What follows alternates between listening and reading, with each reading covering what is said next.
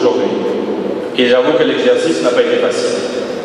Alors je me suis dit, peut-être qu'il faudrait que je vous parle indirectement de mon expérience à la Commission électorale indépendante, puisque j'ai représenté le barreau de Côte d'Ivoire de 2005 à 2011 à la CEI, en tant que membre de la commission centrale de la CEI.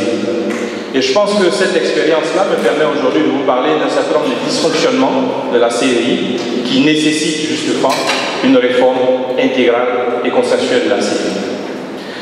Alors, la problématique du système électoral en Côte d'Ivoire, le secrétaire exécutif en charge des élections vient d'intervenir sur le volet découpage électoral en faisant ressortir un certain nombre d'anomalies et d'incongruités quelquefois. Le volet que je dois développer est relatif à la réforme intégrale et consensuelle de la CEI sur la base d'un certain nombre de constats, dont la question du découpage électoral justement. Mon intervention va s'articuler autour de deux axes.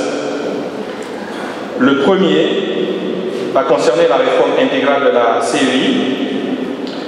Et s'agissant de la réforme intégrale de la CEI, il faut rappeler que l'avant-dernière modification de la loi sur la CEI est intervenue en 2014 avec la loi 2014-335 du 18 juin 2014 portant composition, organisation, attribution et fonctionnement de la CEI.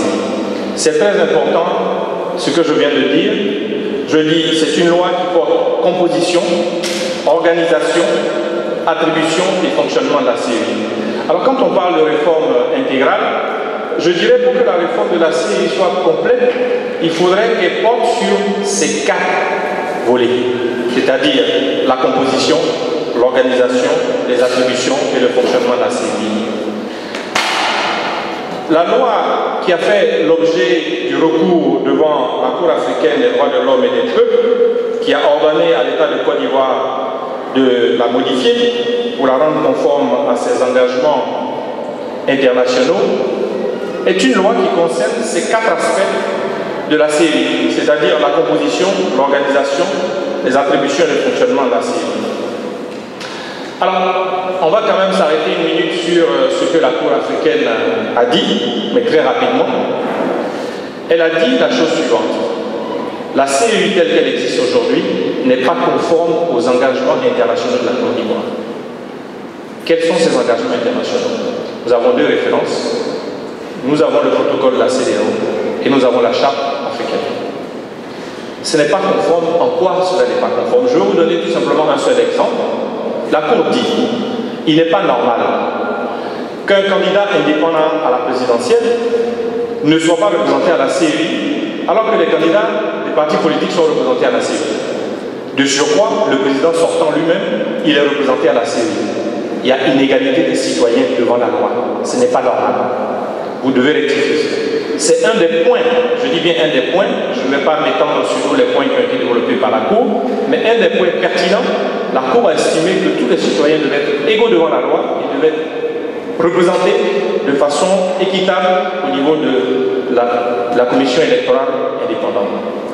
Alors, avec la loi portant recomposition de la CEI qui vient d'être votée et promulguée, on peut valablement estimer que l'arrêt de la Cour africaine des droits de l'homme et des peuples n'a pas été correctement exécuté. Pourquoi? Alors, on vous parle de recomposition de la Commission électorale indépendante. Mais la composition de la CEI concerne le cadre des activités de la CEI. Le cadre. Je vous ai dit tout à l'heure qu'il était important de noter que nous ne parlions pas seulement de la composition de la CEI, mais qu'il y avait plusieurs volets.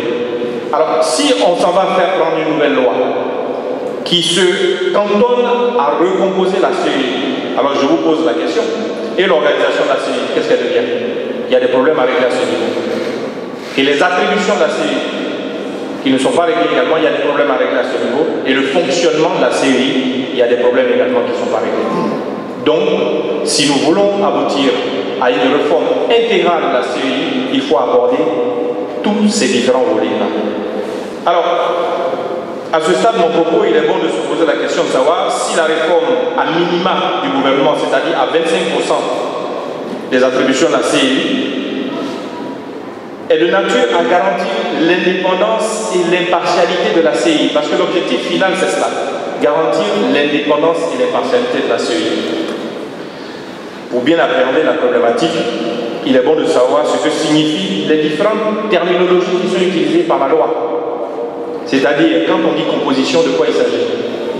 Il s'agit des membres de la CEI qui sont concernés justement par la loi portant recomposition des membres de la CEI.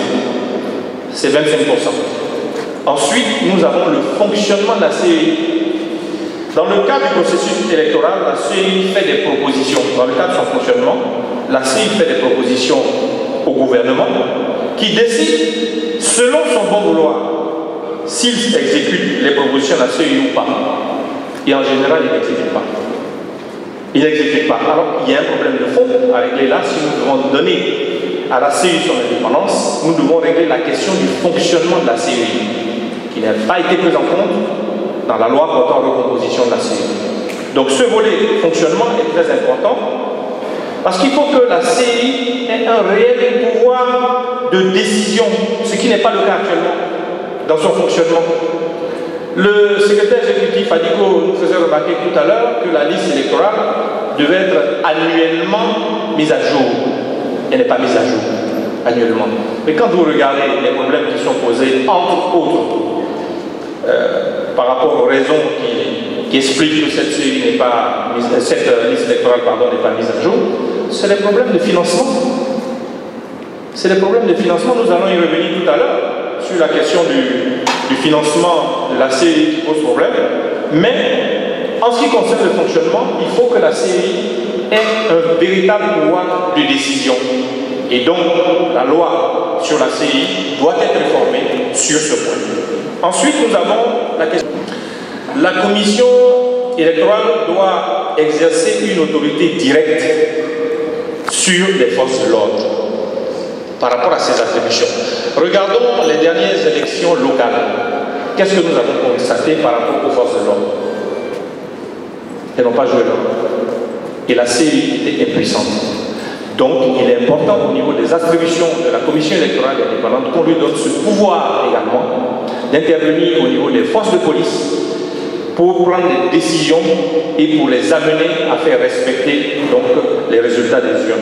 C'est important donc, que ces attributions les attributions de la CEI soient renforcées à ce niveau-là, au niveau des forces de police pour les besoins de sécurisation du scrutin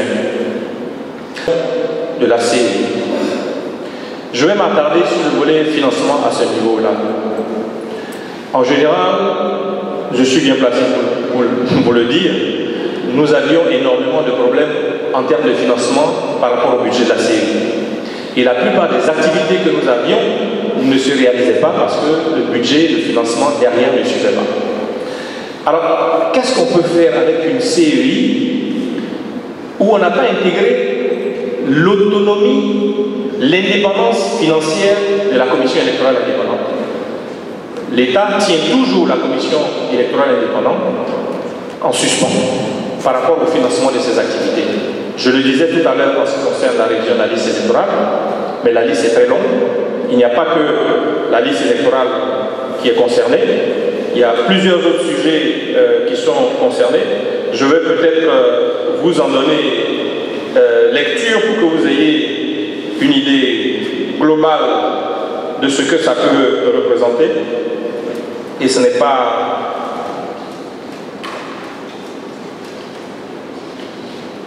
Alors, l'inscription sur la liste électorale, l'établissement de la liste électorale, les spécifications techniques et modalités d'établissement des cartes d'électeurs, la convocation du collège électoral, la fixation de la date du scrutin, la fixation du nombre des lieux de bureau de vote, la fixation des spécifications techniques et du nombre des affiches, des enveloppes et bulletins de vote, l'établissement de listes des imprimeurs, les dates d'ouverture et clôture des campagnes électorales. Tout ça, nous sommes dans un immobilisme dans la relation entre la CEI et le gouvernement, puisque la CEI fait des propositions, le gouvernement décide. Mais pire, à ce niveau-là également, même quand le gouvernement a décidé, la question du financement des activités de la CEI pose toujours problème parce que l'argent ne vient jamais en temps et en heure. Alors, on vient aujourd'hui nous parler de recomposition de la CEI. Je ne sais pas quel est l'objectif qui est visé, mais ce n'est certainement pas d'avoir une CEI indépendante et impartiale. Parce que si l'objectif c'est d'avoir une CEI indépendante et impartiale, la réforme doit être totale, c'est-à-dire à 100%, et non pas à 25% simplement, comme le gouvernement a eu à le faire aujourd'hui. Voilà un peu résumé ce que je peux vous dire sur la question de la commission, la réforme de la commission intégrale de la commission électorale indépendante. Et le dernier volet qui concerne la réforme consensuelle nous ramène aux dernières négociations, ou plutôt au manque de négociation, au défaut de communication entre le gouvernement et les partis politiques. Quand on a fait le constat que je viens de faire, et qu'on voit la pertinence de la réforme intégrale de la CEI, comment une pareille réforme peut-elle se faire sans consensus et sans la participation de partis politiques majeurs comme le PDCI et RDA? Vous le savez tous, le PDCI n'a pas participé donc aux discussions avec le gouvernement, et donc cette loi portant recomposition n'est pas une loi consensuelle. Nous ne pourrons pas aboutir donc à des élections apaisées en Côte d'Ivoire tant que tous les partis majeurs n'auront pas été pris en compte dans l'élaboration de la loi portant réforme intégrale de la commission électorale indépendante. Je pense qu'à l'occasion des questions-réponses que nous aurons, je pourrais peut-être aller plus en détail. Si vous avez des questions, je vous remercie. Ovation. Merci Honorable. Ovation pour lui.